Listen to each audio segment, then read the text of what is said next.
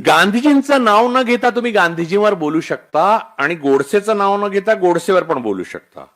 पण मी गांधीजींवरच बोलणं पसंत करतो, कारण गोडसे इन्सिग्निफिकंट आहे इतिहासामध्ये. एका टेररिस्टचं नाव आणि दुसऱ्या टेररिस्टचं नाव हा वेगळा असलं तरी जेलमध्ये त्यांना नंबरने ओळखलं जातं आणि ते पासावर पण नंबर जातो तो.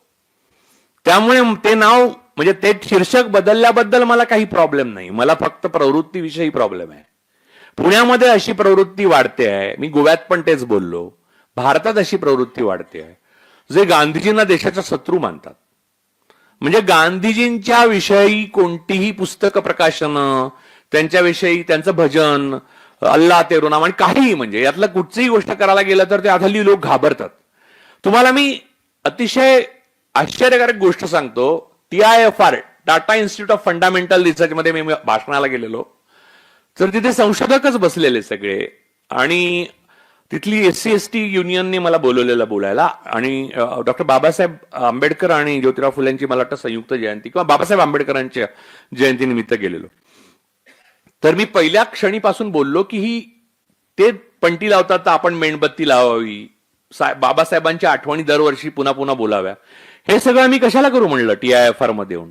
हे मूलभूत संशोधनाचं केंद्र आहे आणि मतभेद असले तरी बाहेर सुदैवाने TIFR मध्ये अजून नेहरूंचेच फोटो आहेत. नेहरू, भाभा आणि JRD टाटा या तीनच माणसांचे फोटो आहेत त्याच्यात.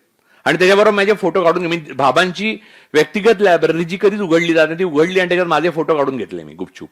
आहेत ते आता माझ्याकडे.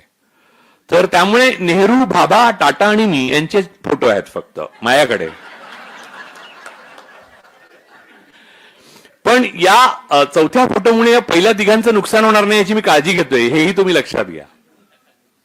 तर मूळ मुद्दा हा आहे की ते समुद्रकिनारी असलेलं TIFRचं सगळं जे संस्था बघितली मी, तेव्हा मी म्हटलं की ही विमानातनं दिसते का, तर त्याला कळलं नाही.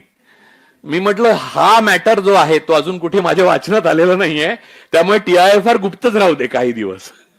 तर मी त्या भाषणात असं म्हणालो की डॉक्टर बाबासाहेब आंबेडकरांच्या जयंतीनिमित्त मला बोलायला बोलवलं तर आजच्या परिस्थितीत त्यांचा जो रिलिव्हन्स आहे आणि त्यांनी जे संविधान लिहिलेलं आहे त्याच्यावर धर्माच्या आधाराने जे फॅसिस्टांनी आक्रमण केलेलं त्याच्यावर मी बोलू इच्छितो.